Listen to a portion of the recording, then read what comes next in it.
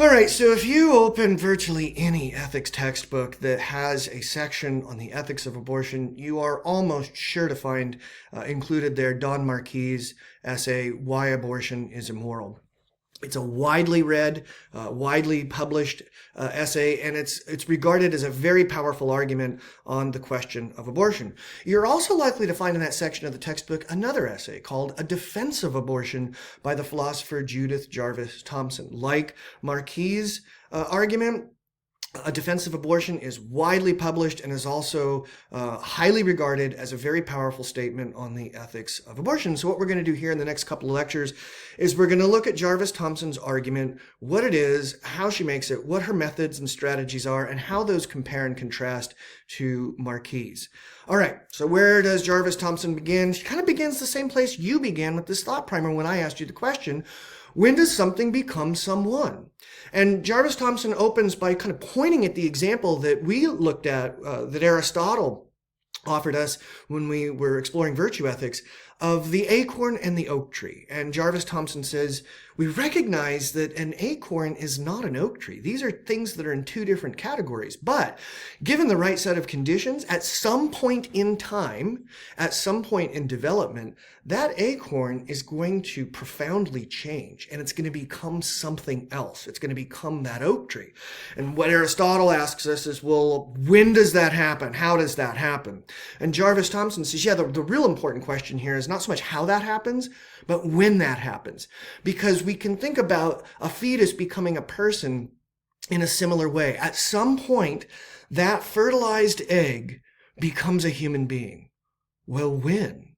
Because we know that when that fertilized egg becomes what we would categorize as a human being, its moral status changes. It now is included in the circle of moral considerability.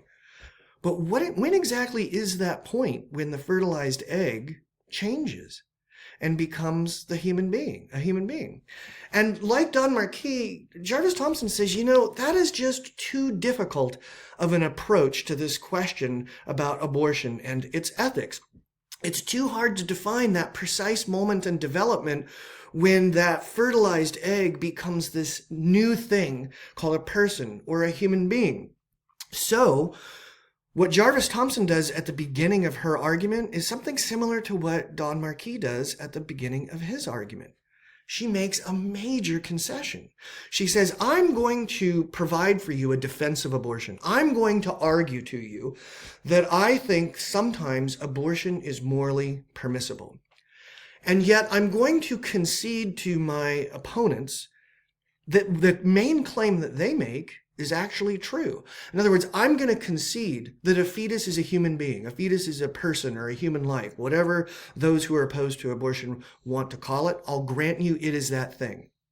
And yet I'm still going to make a defense of abortion.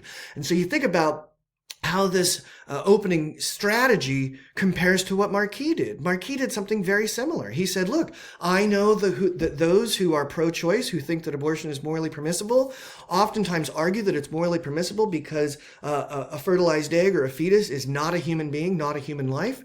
So I'm going to just grant that concession right at the beginning of my argument and then go on to argue to you that even though I've granted that a fetus is not a human being or a person, abortion is still seriously immoral. So you can see both Marquis and Jarvis Thomson making a similar concession at the beginning of their arguments, and it's kind of startling, for me, when I see these two philosophers opening their arguments by conceding the major objection of their opponents and then moving on with their argument. It's a really different kind of strategy than we see in most conversations about the ethics of abortion, where people are trying to defend these positions that they're conceding at the very outset. All right, so how does Jarvis Thomson make her argument? Well, she sort of again begins in the same place that Don Marquis does, and that is, she begins with the assumption that you and I regard it as immoral to destroy our lives, that you think it would be wrong for somebody to kill you, I think it would be wrong for somebody to kill me, and because I believe that, I might say something like, I think I have a legitimate moral claim, not just a legal one, but a moral one, to my life, and you'd be wronging me if you took it from me. In other words, I have a right to keep my life, and I think you're wronging me if you violate that right by taking it away from me. And so then the question for Jarvis Thompson is, all right, does a developing baby, right, because she's conceding at the outset that the fetus is a human being, does a developing baby also have a right to life, like you and I would, and therefore deserve the same kind of moral considerability that you and I enjoy?